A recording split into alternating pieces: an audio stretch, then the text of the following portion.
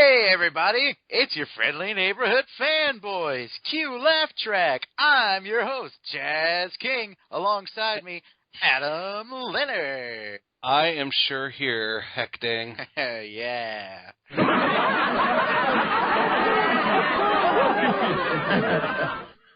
Oh man, now we're on a CBS sitcom. And all is right with the world. God help us. Once again, we are your friendly neighborhood fanboys, brought to you live via previously recorded broadcast through the middle of nowhere gaming.com. We are part of the awesome podcast lineup of Middle of Nowhere Gaming. There's us. There's the core podcast. Oh my goodness, is it Flashback or Retro? Flashback Arcade. Yes, that's the one. Yeah, and we are super stoked to be here with you here, hopefully making your day go by, filling your life with enrichment and enjoyment. And man, we got a lot of stuff to talk about, and I have to cough real quick, so vamp for me, Adam. Wahahaha, I am Count Dracula. I am vamping for the audience, yes? Yeah. Is it nanomachines? God, I hope not. I would, literally shoot myself if I was that vamp from Metal Gear Solid. Then I'd probably still be alive, sadly, so... yeah, and just have a weird circular scar in your forehead. Yeah. So, man, oh man, what should we get to first this week? We got a loaded week to get to. Well, okay, there's something I want to talk about real quick, because I just haven't got a chance to talk to you too much since last week. So, you basically managed to, line up the chazziest job of all time, if I understand correctly. Yeah, pretty much. I work for a company that may or may not sell comic books and collectibles, and may or may not be situated in Midtown New York City, and may or may not be the largest online retailer of comic books in the country. So I landed an awesome, super jazzy gig that has to do with comic books, and I'm super duper stoked. I've had 2 days. They've been really great and really fun and super chill, and yeah, I'm excited. So are you dealing more with the online portion of things, or the live influx of customers? Live influx. I'm definitely, I'm kind of in my element. I'm upstairs selling collectibles, so that's cool. Cool. So collectibles, not comics? Both. Dealing with some back issues and some new stuff, and all. I just didn't know if there was because I could imagine what could be a comic book store so large that there is a collectibles department that. Yeah, pretty much. It's that's kind of the whole upstairs is all toys and figures and collectibles and shirts, and they also have some back issues up there. But yeah, I'm doing all that. It's very cool. I kind of feel that all that needs to happen now is for the circle to be complete. There used to be a video game store next door that I go work at. Yes. And and as we always used to joke about the Clerks equation, and I used to always say that I was Randall and you were Dante, or I was Dante and you were Randall. I think the truth to be known now, as you're in a long-term committed relationship, is you're probably Dante and I'm probably Randall. And so I could see myself working at said video game store and getting in trouble for refusing to sell people Call of Duty or something like that. Well, there is a super shady electronics store next door that sells. They had a PlayStation 4 in the window. I don't know if it works, but it's there. Is it kind of like the electronics store from Don't Mess with the Zohan? Pretty much, yeah. It sells all sorts of things, hair dryers and phone chargers that may or may not actually charge your phone, stereos from 65 years ago, and a PlayStation 4, because why not? So you could buy one of those high-tech phonographs all the kids are talking about. Yeah, and a hoverboard. And, well, the advertisement on the side of the box is not completely inaccurate. It shows wheels on fire. So, there you go. Yeah, that's fair. You can buy one for only $434.99 plus sales tax. Well, we know where Chaz's first paycheck's going now. To comic books. Oh, wait, no. To a hoverboard. No. There we go. That's the one. Oh, wow. Yeah, good times. I'm kind of making the loop here in terms of employment in New York City. It's kind of a trip, really. Yeah, other than that, last week before I started my illustrious new endeavor, I finally beat that Dragon Age 107 hours later. Sounds about Yeah. right. And I discovered something wholly amazing and awesome. There's a little bonus thing called the Black Emporium that is now part of the Dragon Age universe that came into existence in Dragon Age 2. However, what they did, and this was amazing, and I discovered it through happenstance because I'm playing through the Jaws of Hakan DLC on the 360, and it happens to be pretty difficult. So I'm saving after basically every encounter. And then down at the bottom, something I just never noticed because I don't really look at the bottom. I know that I press A to save. But I look down and it says press Y to transfer save to Xbox One. And I said, wait, what? Since when is that a thing?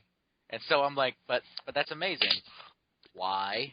And then it goes, you must be in the Black Emporium. I'm like, done! And so I just fast travel to the Black Emporium, transfer over, and now I am playing on the beautiful graphics, the way it's meant to be played, with no creepy face texture pop-in, and all the DLC with my original character. And I was very, very, very pleased, and I blew through it in the next 3 days, because I was like, oh, I'll beat this by the end of the day. Nope. The last DLC alone is like 15 hours. No, don't even. And yeah, it was fantastic. I loved it. I'm obsessed. Yeah. I may or may not have teared up a little bit at the end of Trespasser, but that's for another story. But now it's time for me to move on to other games, and I haven't decided whether it's going to be Halo or Batman. I'm thinking Halo because that's linear, and I don't have to make decisions. That's probably true. Yeah, because I'm looking at Witcher, and I'm like, nah, too similar, too quick. Yeah, that's going to be another, 100-hour game. Yeah, because I got that, so... Yeah, and I have Mortal Kombat XL on pre-order for Tuesday. So I'll get my fighting game on. Very exciting. How about you? How's your gaming week been this week? I beat Dark Souls 2. Really? How was that? 80 hours later, it was a good time. A good time was had. Very cool. Difficult? Yeah. It has its moments. Some parts are harder than others, but generally speaking, yes, it is a very hard game. I'm excited that I could say that I've beat it, and the wait for April when Dark Souls 3 comes out begins. Yeah. Which day in April is that? I think it's 12. Oh, okay, cool. So you got some time to play that before Uncharted 4 comes out.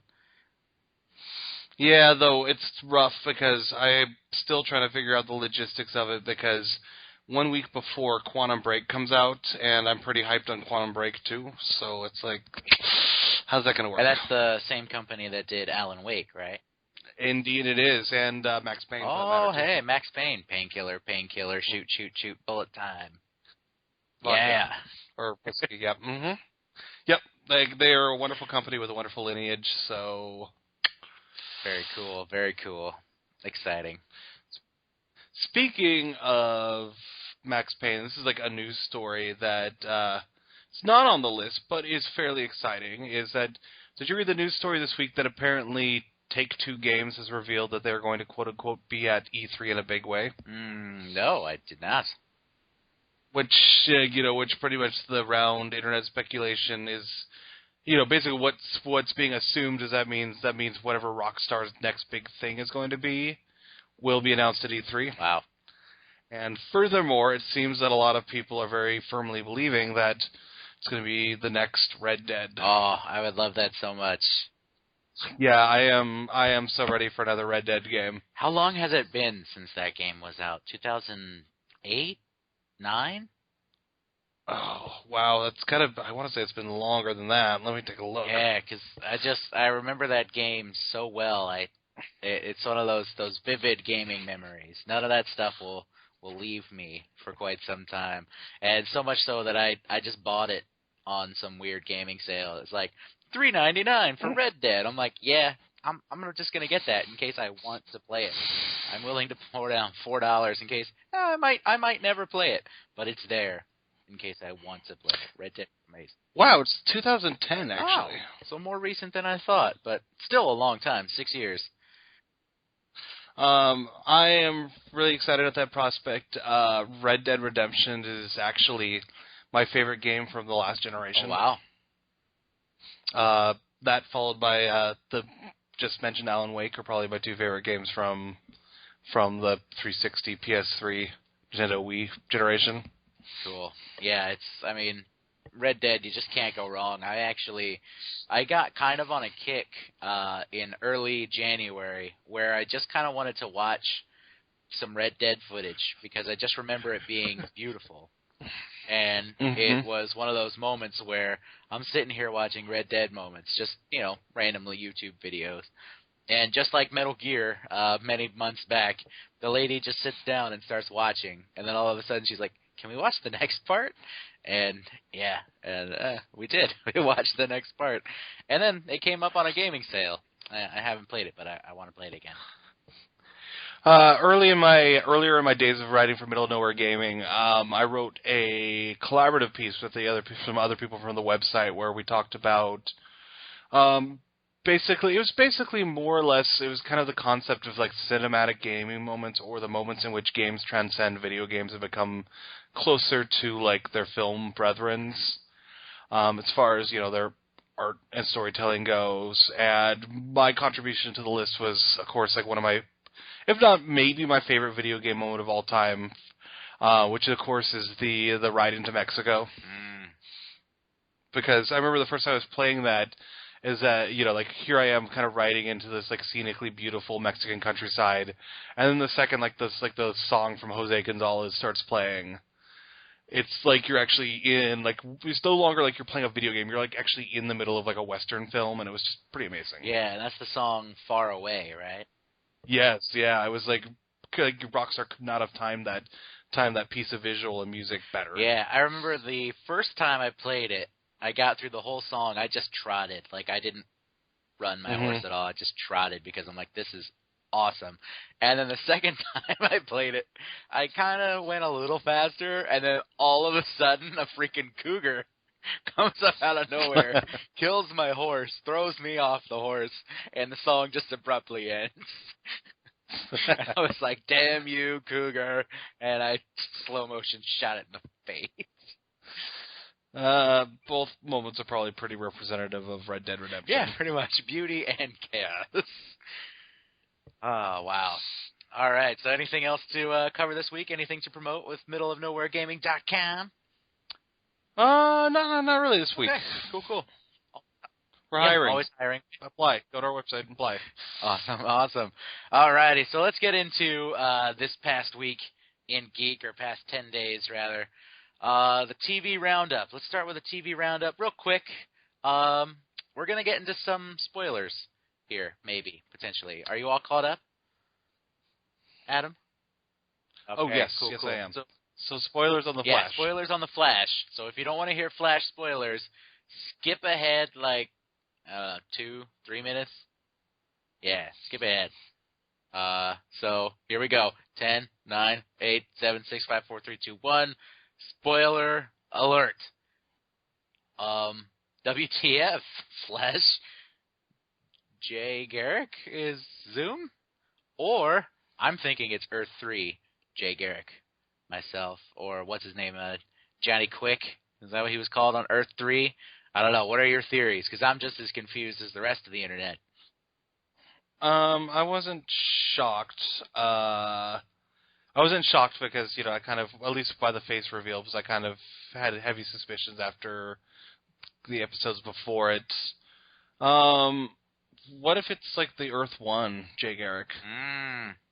Yeah, that guy he says is, that guy, he's like a nobody and has a different name than me. Yeah. Because it just kind of feels like, I kind of don't think, I hope they don't bring in Earth 3, because I almost think that's going a little bit too far. Because, it's like, okay, we've got Earth 1 and we got Earth 2, and we can go with that for now. But if every time they need to, like, explain a plot device, they bring in a new Earth. Well, they're already doing it with the Supergirl crossover. Okay. Well, I mean, Flash is going to show up on Supergirl. Supergirl's not going to show up on Flash, from what I understand. Though she did in a glimpse. But, yeah, he's apparently, the rumor is he's going to try to get back to Earth 2 and get lost somewhere along the way and show up in National City in Supergirl, which makes sense because you can't all of a sudden go, oh yeah, Superman's existed in the Flash and Arrowverse forever, right? Yeah, sure. No, you can't do that. But they can go, he did in this universe because multiverse. Yeah, I'm excited to see where it goes. I wasn't like mad or anything like a lot of the internet seems to be. I'm intrigued because they haven't really let me down, and there's definitely a dead Jay Garrick on the floor. So, who's this other one? Did they do a weird face thing like Eobard Thawne did to Tom Cavanaugh? I'm not sure. Yeah, so there's some fun speculation on the Flash front. Who do you think the man in the Iron Mask is? There's part of me that thinks it's another Jay Garrick, believe it or not. But, man. Well, here's kind of my thing, because everybody's like, who's that guy? I don't know. Who's that guy? And, like, maybe I'm the only one here, and maybe I'm completely misseeing it, but, like, the one part of his actual body you can see are his hands. And is this me, or does his hands look very, very African-American? Are you thinking Wally? Well, there's two possibilities. There's Wally, which would be the obvious choice, because he's being introduced inevitably. It would seem to lead that that you'd have to eventually get to who he is on Earth 2. Other thought is that the dude did mention that he was using a communication system that was only known or was used by prisoners of war. And so who's the guy that we know that's got like military background in Earth 1? So, it's always a possibility that it's Diggle, although that seems like a little more of an outside shot. Well, they did make a pretty big point of pointing out he was in war in this last episode. They made a pretty big point of that. So maybe, you could be right. Apparently Constantine showed up on Arrow this week, and that means I need to watch it because I freaking loved that version of Constantine, and I really wish it was still around, but it kind of is still. All right. Should we end spoilers? End spoilers. All right. Yeah. End spoilers. You can come back now. Let's see. This is kind of a fun little news tidbit. Better Call Saul has come back. I think it's, 2 episodes deep? 2 episodes deep. Yeah, third one airing tomorrow, yeah? So it's super duper early, but Aaron Paul has hints at a return as Jesse Pinkman on Better Call Saul, and I just think that would be really fun. Yeah, I think, that'd be cool. Hopefully, it almost seems like it'd have to be a background appearance or something that's not directly relating to Saul, because if I remember right, like, there's nothing in the show itself to reveal that Saul had any knowledge of Jesse Pinkman before he met him through Walter White. Yeah, there's a part of me that's kind of hoping it's just one of those, like, he's driving his crappy little car, and it's like, get out of the way, bitch! Yeah. Right. And then that's it. And I'm really hoping that it's something like that, because it seems, the internet's making a huge deal that Aaron Paul's going to return as Pinkman, and I just think it'd be genius if, yeah, he totally did for, 4 seconds. Plus, before he meets, Walter White, he's in no way a big enough time, or smart enough or big enough of a time of a crook to have interacted with Saul or needed, or gotten a lawyer, I think. Exactly. But I think it'd really be really, really fun, and the possibilities are considerably endless. I actually haven't watched either of the new episodes of Better Call Saul. I'm letting them build up because I know once I start, I won't want to stop. So, I am caught up. How is it so far? Comparable to the first, quality-wise? Yep, it's a very different show than trying to compare it to something like The Flash, because Better Call Saul is not a show that's like based upon like boom bam, like lots of big action and stuff. It's definitely a show that relies on like the slow burn.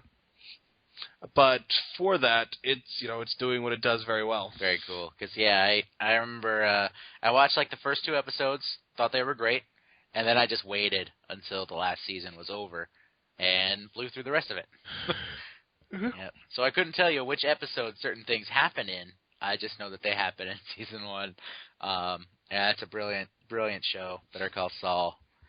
Watch it on AMC Monday nights. All right. I'm going to skip around on our little thing here. I'm going to go to this, and then we can double up on some Marvel news. I forgot that this was even a thing, but it is getting killed around the reviews, the social media. Basically, everybody is shitting on Fuller House. And I figured I would bring it up to you because I'm not sure. But it seems like the kind of thing that people we know would want to check out. Do you know anyone who has watched this show at all or tried? Not yet. I've read a lot of terrible reviews. I heard like the first 5 minutes are apparently particularly atrocious because the series starts out with like the same 3 dudes still living in the house like 20 or 30 years later, and they basically spend 5 minutes like rehashing out every single joke you remember from the original series. And then apparently something causes them to move out, and so then like the daughters move in, and apparently hilarity ensues? ? Or hilarity with like quotation marks around them. Yeah, I admittedly I just don't know much about Full House to get excited about Fuller House. I think about it and I just go, yeah, that's a thing that I guess some people wanted to see. And I guess due to the success of shows like Girl Meets World, they're like, let's do Fuller House. And it seems like a bad idea. You can get away with it sometimes, but I guess not in all instances. Nostalgia does not always win out. Nostalgia for nostalgia's sake doesn't win out. You could take a trip down memory road, but you've got to have something in the canon to make it work. Yeah. So maybe for the podcast, I'll watch the first episode. I can probably commit to that. And give a report next week. How about we commit to that? Right here. Okay, I will watch one episode of it, and we will come back. All right, we'll watch one episode. Just one. We're committing to 22 minutes of our lives. And I think we can do this. We've watched Equestria Girls. We have. That is a fact. For our old radio show version of this very same podcast. And we were able to do that, but just barely. But we did it. Now, important question. Do we just want to, watch it and get back and report on it, or do we want to, do something that we've talked about doing for various different medias, and, next episode, we spend, the second half of the episode watching it and just kind of, live commentating on... Let's do that. All right, we'll try it. It'll be a grand experiment, but we will actually live watch the first episode of Fuller House and talk our way through it, and then you, the audience, can cue it up at the same time as us and watch along. Yes, and I'm predicting a lot of big size. All right, so that's something to look forward to on big episode 10. We can mark the occasion. Yep. Episode 10 of Friendly Neighborhood Fanboys. Adam and Chaz will watch and commentate over Fuller House. Yes, that will be a thing that will happen. Yes. So, on a more positive note, new Daredevil trailer. I feel like we just talked about a Daredevil trailer, but there's a new one. Mm-hmm. There was a new one. With Elektra and ninjas. And a whole lot more, of that fighting that we come to expect after the first season. And, yeah, I'm just as hyped after this trailer as I was after the first trailer. How about you? Initial thoughts? I'm excited. I can't wait to see how the whole season pulls together because they're presenting because basically the trailers have presented two fairly major but separate plot points. So it's going to be kind of interesting to see what kind of lynches the whole season together as like the main conflict. Yeah, very true. And I kind of noticed the tonal shifts as well. Like the first trailer felt very scary to me, very visceral in a different sense than the Elektra one, which felt very high energy, like visceral in the violent sense, but very high energy and kind of full of gusto, whereas the first one felt very somber. And I'm interested to see, exactly how the blending of styles and the melding of plot lines goes. It's going to be fun. Ninjas and Punisher, we have to see how those two things come together. Yeah, I predict by the end we're going to get Punisher shooting a ninja. That's quite possible.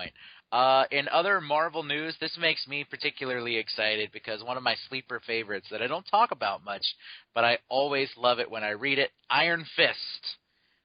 We all know he's getting a show, and if you don't know, he's getting a show on Netflix along with Luke Cage, and hopefully The Defenders happens, but we'll see how many of these get season 2s before that happens. But Iron Fist has been cast. Game of Thrones actor Finn Jones has been cast as Danny Rand, a.k.a. the Iron Fist. And admittedly, I've watched a season and a half of Game of Thrones, and I don't know who Finn Jones is in that show. Adam, do you know who Finn Jones is in Game of Thrones? Yes, I do, actually. He plays Loras Tyrell. He's, I'm trying to think of how best to explain this. So, alright, so Game of Thrones spoilers. Fairly early on spoilers. Like, this isn't really anything from, like, the recent seasons. But if you haven't watched Game of Thrones, you probably want to avoid some of this. So basically the Tyrells are kind of like in many ways, kind of like on the same level of scheming as like the Lannisters, except they don't come off as quite as evil as Lannisters do. And so like basically the large plot, one of the large through lines is they're trying to marry off the daughter, Marjorie, to one of the Lannisters so that she can eventually become queen someday. And her brother, Loras, is also a knight, and he's actually like a closeted homosexual, and yeah, so that's him. Cool. He is the Knight of Flowers. Knight of Flowers. I think I've seen him. You may have, depending if you've gotten to any of the Baratheon stuff. I'm pretty sure I have. I've seen all of Season 1 and half of Season 2. Have you run into Brienne of Tarth yet? No, I have not.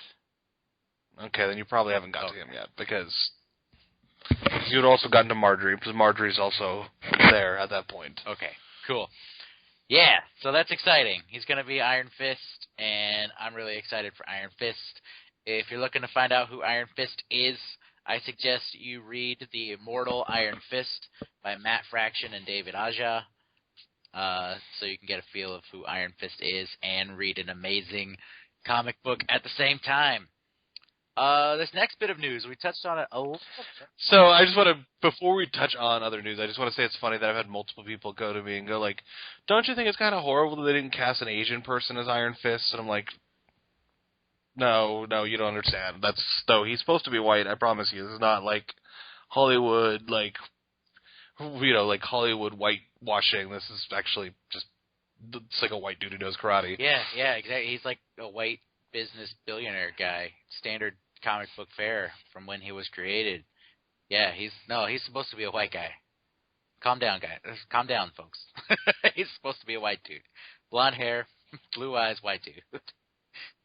Yeah, and then like I actually explained that, and then somebody replied like, well, but he was, like, made during a time where, like, Marvel was afraid to have Asian characters, so shouldn't he probably be cast Asian? It's like... I don't know. Is it really that big of a deal when the character in the book is a white guy? I mean, but look at it this way. They'd be mad the other way, too. So You can't really win. That's true. you just can't win. If you did cast Danny Rand as an Asian guy, which, okay, cool. If they decided to do that, fine. Cool. Whatever. People would be like, but he's a white guy, and you're taking away my white privilege. Oh, shut up, Internet. Go to hell. Yeah, so that's silly either way. Danny Rand. I'm excited that it's happening. Just look at it that way. Danny Rand is happening on Netflix, and he's going to fight some people and have a fist that glows. It's gonna... Heroes for hire. Do you think they're going to give him the green and yellow outfit?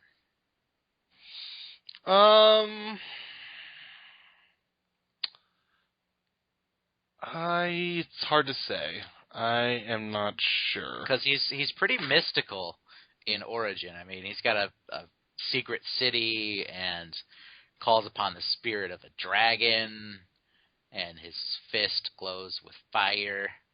So I'm wondering if with these particular series, they're going real dark and gritty, and I'm wondering if he'll be kind of the Thor of this particular line of characters. That could be really fun if done right. He's kind of the shining beacon of, for the lack of a better word, cheese in the very gritty and real salad. Yeah, it could be really fun, really cool. Speaking of really fun and really cool, Alan Wake's return has been trademarked, leading a lot to speculate what's next for Alan Wake, which I know now is one of your favorite games, if not your favorite game, of the last generation. Yep. Yeah. Did you play Alan Wake? I never did, which is why I'm kind of excited that if you get Quantum Break on Amazon right now, you get Alan Wake for free. Yeah, I think that's kind of awesome. I really hope that also ties into the fact that they're trying to catch people up on the franchise because they want to push another one out. Yeah, Alan Wake was an incredibly special game that just never quite got the attention it deserved. It was just a real exciting survival horror game that was just really, really cool. Very nice. Yeah, I'm excited. It's how does it play, really? Is it like a Resident Evil kind of thing, or is it first person, Heavy Rain style kind of thing? It's okay, so basically it's a third-person shooter. Okay. And basically you play this author that's having writer's block, so you decide to take a vacation with your fiancé to this kind of little town in Washington that's kind of reminiscent of Twin Peaks. And then shortly upon arrival, your fiance basically gets swallowed up by darkness, and you kind of embark upon this quest to get your girlfriend back. And it's really unique because the whole thing is formatted like a television show, and so instead of the game having chapters, it has episodes. Mm-hmm. And so usually each episode begins with a previously on Alan Wake that reminds you of what's been going on. And then normally you kind of play through the episode, and much like a television episode, normally it ends with some kind of big revelation or cliffhanger. And then it basically jumps to credits, and at the credits of each episode there's usually some selected song that has somewhat representative of what you've been through, that you just have to kind of quietly sit there and watch the credits and listen to the song and kind of reflect on what you've been through that particular episode. And yeah, it's like I said, its style is really, really neat because, like I said, the TV format thing works really well for it, and it seems like it's something they're doing with Quantum Break as well, which makes me really excited. And Quantum Break's coming out real soon, isn't it? April 5th. That's real soon. Yeah. March will be over before we know it because as of Tuesday, February is over. What the hell happened to February? Yeah, exciting times. Speaking of exciting times, awesome segues today. Speaking of, hey, did you know, speaking of, 1 month away, Batman vs. Superman is coming out, whether you wanted to or not. and it got a new trailer, and it was way better than the one that came previous. And I kind of wish the previous trailer never existed, and it was just this trailer, because this trailer gives away next to nothing, looks awesome, and gets me really excited, whereas the Doomsday reveal trailer didn't do that for me. How did you feel about this trailer, Adam?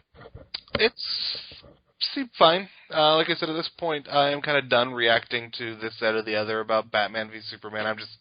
I'm just settled in to watch it and make my final decision then. Yeah, I loved the opening. That's kind of what everybody is freaking out about. The opening of the trailer is basically Batman kicking the crap out of people.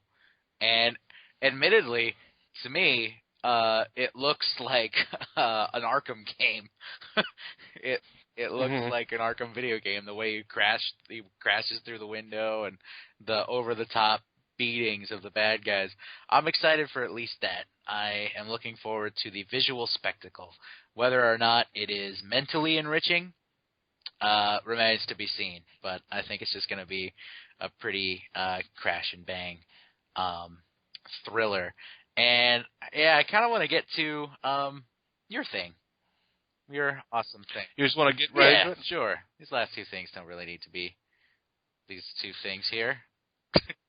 Well, we got a little more time. I was like, why don't we zip through them? Because we could at least touch on them real quick, because it shouldn't hopefully take too long to do my thing. Cool. Well, here we go. Bond 25.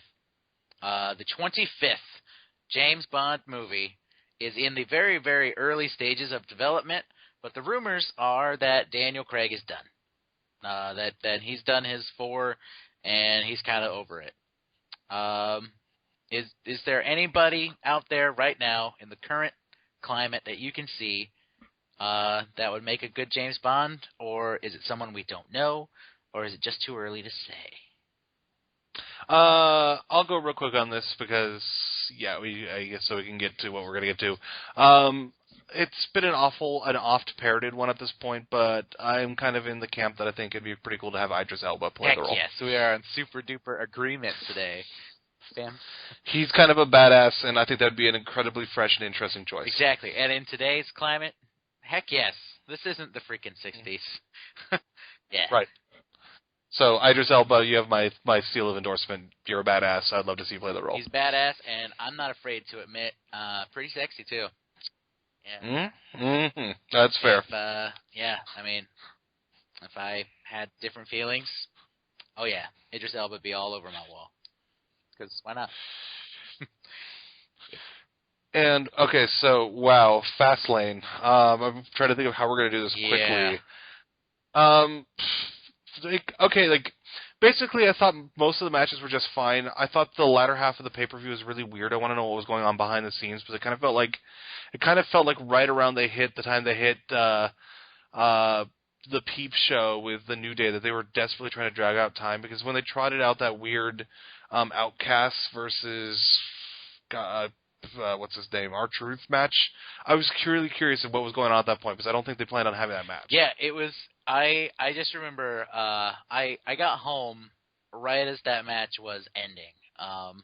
So luckily I got to see the main event kind of out of context, but I did go back, and man, it felt like, what the hell happened in that like kind of solid hour of filler stuff is what it felt like. It was like 40 minutes of just guys either talking or a weird backstage thing, or let's just throw this match out there because I guess we didn't have enough time to fill on the pay-per-view because we decided to put the U.S. title match on the pre-show.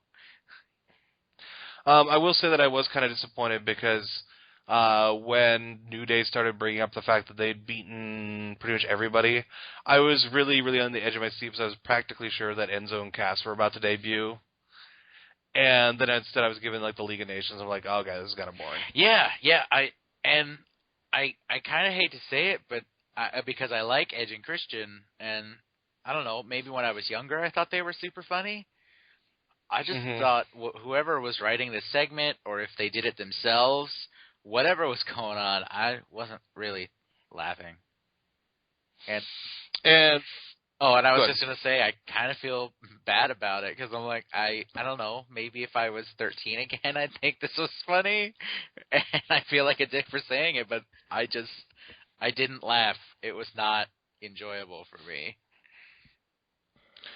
And finally, probably the other big piece of WWE news we should touch on ever so quickly is that what the hell, Undertaker and Shane McMahon at WrestleMania and Hell in a Cell? Yeah, gigantic question mark over my head.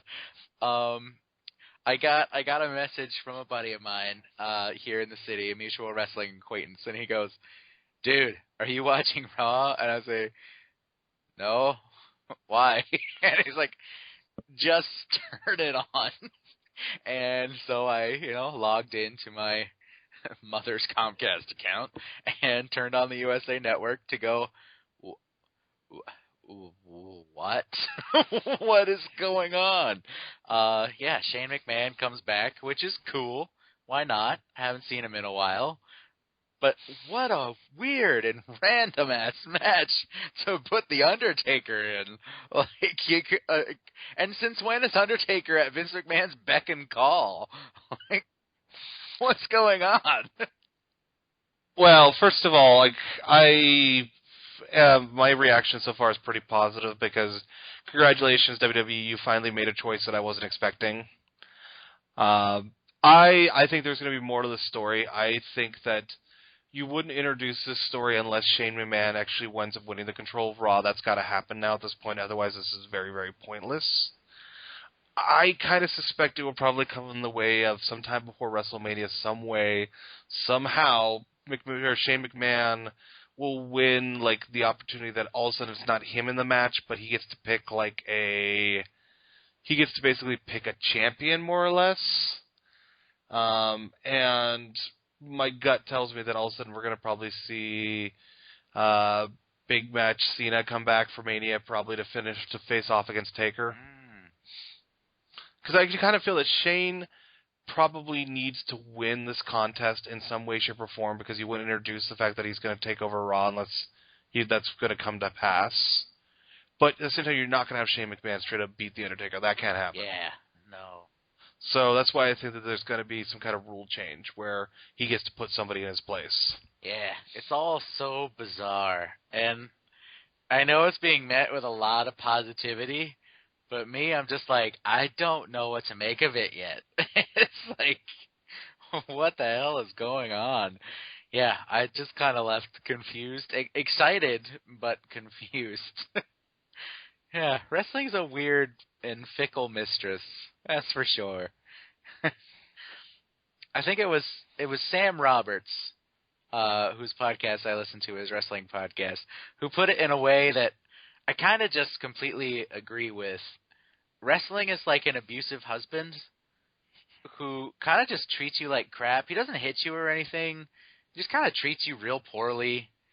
And then, yeah, for like a month, he'll take you out to really, really nice dinners. And so you kind of forget about the last, 11 months of being, unhappy. And I think that's just very, very true. And I'm wondering if this is going to be one of those good months. And I really hope it is because, it's WrestleMania season. And right. It should be one of those good months. Because I'm going to admit, Fastlane, as hard as the guys worked and the guys and gals worked, it didn't do it for me. Yeah. So watch Fastlane at your own your own risk, I guess. Mm-hmm. The Jericho AJ match was pretty good. Yeah, it was a very good match. And the ladies in the opening tag match tore it up too. That was really good. Mm-hmm. Yeah. And the main event, again, they worked really hard, but no one cared about the result. I'm starting to feel really sorry for Roman Reigns. I feel like he's doing everything right, but the writing is doing everything wrong, and I'm just starting to feel real bad for the guy. I feel bad for Demon Ambrose because he's not getting the push he deserves, despite the fact that he's just incredibly over. It's clear that everybody wants to see him in the main event, but yeah. I mean, and they could have just, to me, in my mind, they could have just as easily done that. And instead of Dean Brock, which is admittedly, all right, hey, if he's not going to get the big main event thing, at least he's going to get the runners-up position because, let's face it, Brock Lesnar is a main event and so is Undertaker is a main event. So if you're going to give Dean one of those, all right, give it to Brock because that's a weird and interesting match. But they could have just as easily swapped the two. Well, once again, though, that was a pretty cool match choice. But once again, it was not something I was expecting to see Dean Ambrose versus Brock Lesnar, so that's cool. Yeah, I think if last year proves anything, because admittedly going into WrestleMania last year, I was pretty skeptical on, man, how are they going to pull this off? Because there's a lot of, I don't know, just overwhelming tension about a lot of creative decisions. And then the show was fantastic. So, yeah, I'm excited. Yes. I'm excited to see where it all goes because it's one of those ongoing stories, just like a comic book. You don't like this issue of Nightwing, don't worry, there's the next one, and the one after that, and the one after that, and the one after that. And then they renumber it, and then there's the one after that, and the one after that, etc. Alrighty. So Adam has a really fun kind of game / thing / list / cable thing. Adam, take it away. So, minorest of Deadpool things, this should be no real surprise, but I suppose if you're hypersensitive and you don't want to know anything possible about the Deadpool future, feel free to just turn off now, but you've been warned. Okay. Anyways, if you've been under a rock, you've probably heard at this point that Cable is confirmed as being in Deadpool 2. And so obviously the internet begins to speculate away on who is going to be playing Cable. And so I came across a list today while I was pondering the internet off of a site called Ranker that's titled 30 Amazing Actors. Now keep in mind it says amazing actors, so that's part of the qualification, who could play Cable. And as I read the list, I thought it might be fun for us to go through this list. And very quickly at this point, because we're getting close to time, but we'll make a good run at this. We could discuss these actors that they feel should be playing Cable or could be playing Cable. These amazing actors. So without further ado, number 1, John Hamm. Okay. I don't really see him as a superhero type. Yeah, he can do funny, but I'm wondering if he could be the straight man next to Ryan Reynolds because he's kind of I don't know. He's not a terrible choice. I wouldn't be disappointed. All right. Number 2. This is actually probably the odds-on favorite because he's already stepped up. Well, he's like the fan favorite because he is, at this point, stepped up saying he wants a role. Stephen Lang. The villain from Avatar. Yes, and from that short-lived show with the dinosaurs on Fox. I don't remember what that was called. But that guy. Yes. Yeah, it seems like he cuts a fine form. I wonder if maybe he's slightly too old. But I think it's a good choice. Yeah, I agree with that. Stephen Lang, let's do it. Number 3, Ray Stevenson. Get another Marvel character under his belt. Because he was the Punisher once in Warzone. And, wow, yeah, the picture right next to him that they're using. I love that comic book. The one where Cable has a baby on his chest. Everybody should read that run. It's actually pretty great. It's time travel and crazy, and the baby grows up. Yeah, I could see Ray Stevenson doing it, but he's already, been two Marvel characters. He's been Punisher, and he's Volstagg in the Thor movies. Oh, okay. So I'm wondering if they would not choose that. He's a good choice, but I'm guessing they're probably going to say no. Number 4, Ron Perlman. Ron Perlman. There's a part I love Ron Perlman. Don't get me wrong, but I would personally say no. And I think the only reason I would say no is because in my head, Ron Perlman is Ron Perlman. Yeah, that's exactly my thought. Is that he looks so distinct that's Ron Perlman you're looking at. Whether he's playing a scary maybe drug dealing biker guy, or whether he's playing Hellboy. He's Ron Perlman, and I love Ron Perlman, but I don't know. For Cable, I say no. Number 5, Sean Bean. Sean Bean. Well, Cable can't die, so pass. No, I'm kidding. I like Sean Bean a lot. I have ever since GoldenEye. I could see it. I could see it. Yeah, I don't know if I see it. Not one of my top on the list. Could he do an American accent? I'm pretty sure he could. Yeah, I can, because I'm sure he's been American in something. He was American in Silent Hill, I'm pretty sure. There you go. Did they ever make a sequel to that? They did. With Sean Bean? Playing a completely different character, what? yes. Yep. Crazy Silent Hill. I don't know. I guess that makes sense. Number 6 is one I kind of oddly like. What about Kurt Russell? Kurt Russell, Big Trouble in Little Deadpool. Yeah. I could see it. He'd be older.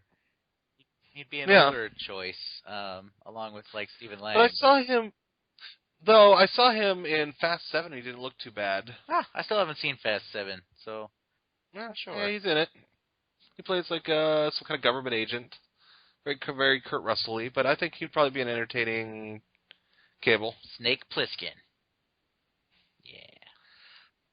Yeah. Number 7, Gerard Butler. I'm going to say no, because he can never do the voice. He can't be an American. His accent's too strong. Gosh, I hate to say it. What a dick thing to say, but no.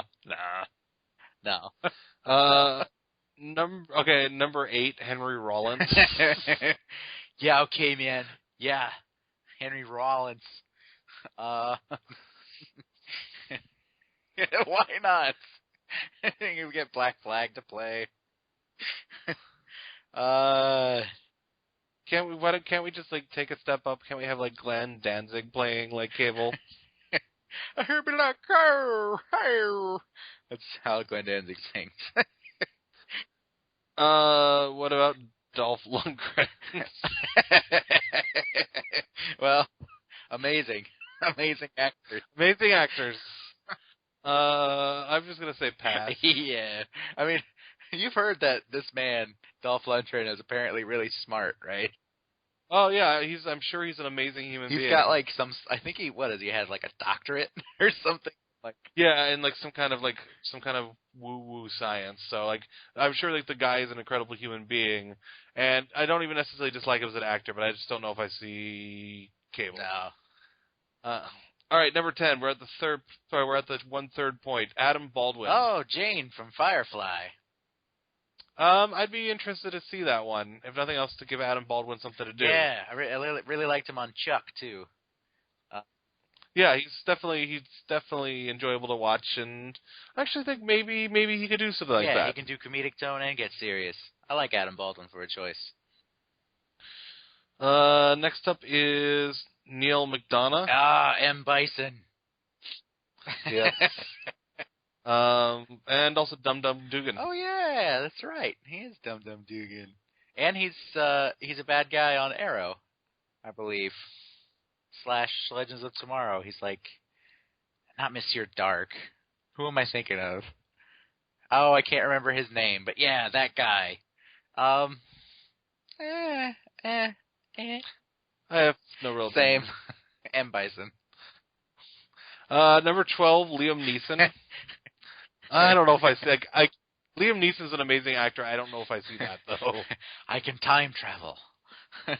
Okay, cool. I have a very particular set of skills. I have full-blown AIDS.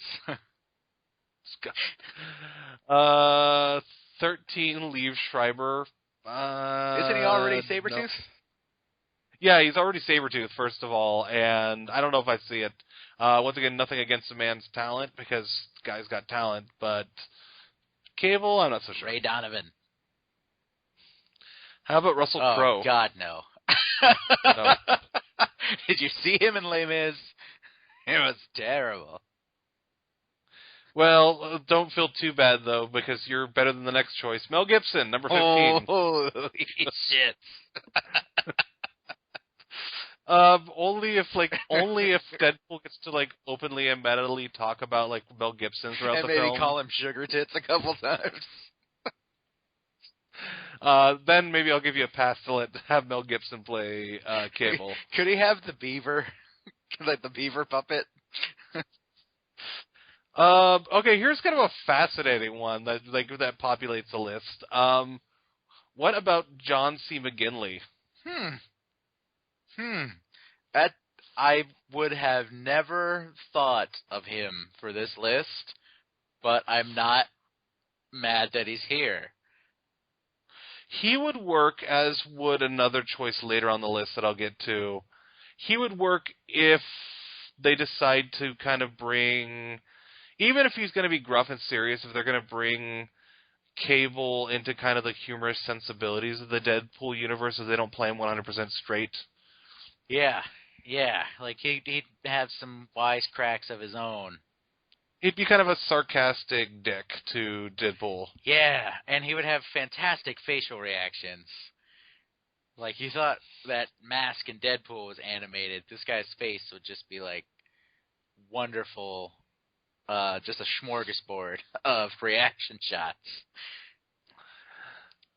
But I would be fascinated. That's a choice I'd be fascinated by. Yeah, Dr. Cox. Number 17, Daniel Craig. Hey, we just talked about him. Yeah. I could see it. I don't know if he'd do it, admittedly.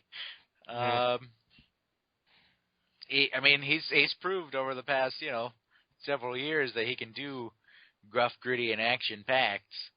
I'm not sure, though. There's a part of me that's like, can I see him with the scar and with the metal arm and the Yeah, for some reason it doesn't really take the ammo pouches, because he's going to have ammo pouches. Okay, what about 18? This is one actually I actually could really get behind, I think, the more I think about it. Number 18, Viggo Mortensen. Wow. I like it. Why? Because I like Viggo Mortensen, and I don't think he does enough. I think he would work really well. Once again, this is kind of imagining a very specific route you go with it. He would be great if they decided to play Cable as serious and sincere as a heart attack.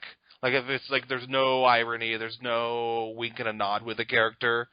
And that'd be kind of amazing to see a really serious and sincere Cable paired up with Ryan Reynolds' Deadpool. Yeah. And he can do it, man. Viggo Mortensen's one of those crazy actors who goes and talks with actual Russian mobsters before he does Eastern Promises. Yeah, he doesn't do much, but what he does do, he just basically knocks out of the ballpark. You ever seen Eastern Promises? I have. That's a brutal movie. Yes, it is. There is a very brutal naked shower fight. And the fact that they're naked makes it all the more brutal, because there's when they start slicing with that knife, there's no clothes to go through. It's just skin and bone and ugh.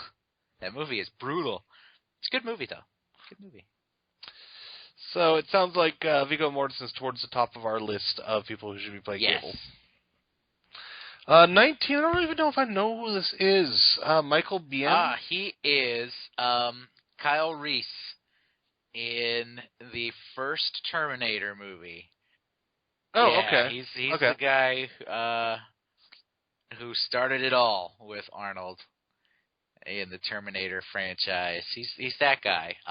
Other than that, he's one of those faces who's around, always around. You look at his IMDb page, it's a mile long, his credits, but none of it's really high prolific, which could work in his favor to play this particular character.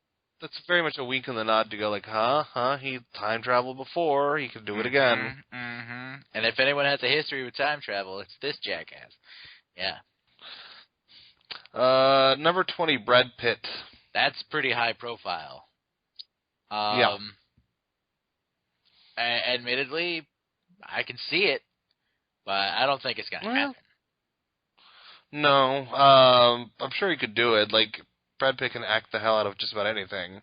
Yeah. Yeah, I don't see it. Decent choice, but yeah.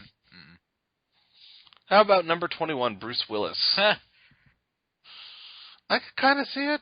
Yeah. I mean, he's done funny, and he's done serious, and he's done both at the same time.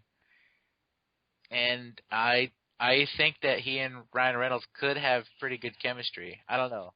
Yeah, that's kind of what I generally feel. Is like it'd be very fun to watch those two interact with each other. They could be like oil and water or chocolate and peanut butter. I'm not sure. Be very intriguing either way. Number 22, Idris Elba. Huh. Another guy we talked about. I would say no. In this case, you don't need to make Cable black, and here's why. Like, I have no problem with you wanting to go colorblind with casting, but in this specific case, if you really want to do a time traveling black dude, there's this dude called Bishop. Yeah. It's like you've already got that guy right there. Well, there's a dude called Bishop, 1, and 2, we've already established that both Jean Grey and Scott Summers are white people in the movies. And their son is probably going to reflect that as well. Because, that's a fair spoiler point. alert, Cable is the son of Scott Summers, and depending on which timeline / continuity / issue you read, Jean Grey. So, yeah. Now, to be fair, I think Idris Elba, once again, we've already spoke for him earlier this episode, would be fantastic, and I'm sure he could play the hell out of the role. It's just for me personally, for this particular role, it's like you've already got basically the black version of Cable already. You could use Bishop. Yeah, and he'd be great. I mean, Idris Elba is pretty much great in everything. Have you seen Luther? It's really good. It's brutal, but it's really good. Next one made me kind of sigh a little bit. Because once again, amazing actors. Number 23, Sam Worthington. Oh, God. The, that other Terminator.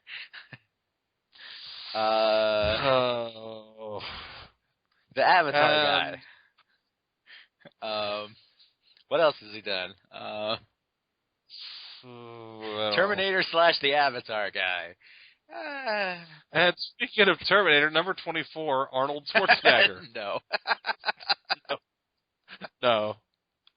Love him, but no. Unless you want Cable to be a walking joke, which maybe you do. For a second, I thought this next actor was Randy Quaid. I was like, what? Like the Star Packer. Oh my goodness. It's not Randy Quaid. It's Terry O'Quinn.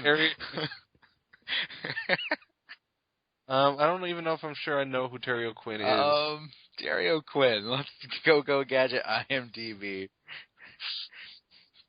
Terry O'Quinn. It feels like Schwarzenegger, like Reynolds would just make fun of him for like 2 hours straight. And he'd be like, "Stop making fun of me." He was in Hawaii Five-0. He was in Lost. That's like big claim to fame. Lots of TV. He was on 666 Park Avenue. Never even heard of that. But he was on 13 episodes of it. He was on The West Wing for 7 episodes. Oh, I've seen all of The West Wing. I bet you I might. Who did he play? He played General Nicholas Alexander. Okay. Number 26 is kind of amazing. Like, not a good choice, at least right now. I'm not sure if it would have ever been a good choice. Number 26 is Arlie Emery. Or Ermy. As in, like, the drill sergeant from, like, friggin', like, Full Metal Jacket. First of all, he's like, how old do you think he is now? Oh, I don't know. 70s? Where are you from, boy? Texas, sir. Texas. Only stairs and queers come from Texas, and I don't see no horns. Wow, bro. Not PC. I can't even as give that as Cable. Bullshit. I bet you can suck a golf ball through a garden hose. Again, bro. Sensitivity. That's what the movie would be. Like, there can't be possibly a worse choice on the list, unless you go to number 27. Oh wow. Number 27 on our list of amazing actors who should be playing Cable, and this is basically at the point where I knew I had to, like, do this on the show, is Anderson Cooper. Amazing actor. Anderson Cooper. That just sounds wrong. They're like, hey, that guy's got white hair. He should probably play Cable. Like, did we commit to this 30 thing? Do we really have to pick 30 people? Man, all right. Who else? Let's start flipping through the channels. Oh, hey, Anderson Cooper's on. Let's, yeah, he'd make a good pick. Oh, let's see where we go from there. Number 28 is Sylvester Stallone.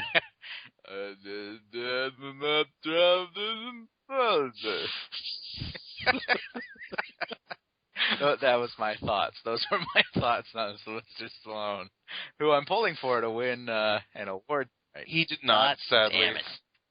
Because I really did like him in Rocky. I mean, to be fair, I really think that Michael B. Jordan should have been nominated as Adonis Creed, but...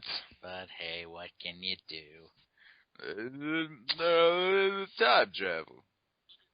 Okay, so number 29 I like. Number 29, if you're going to go on full on, like, this is going to be a straight-up freaking comedy.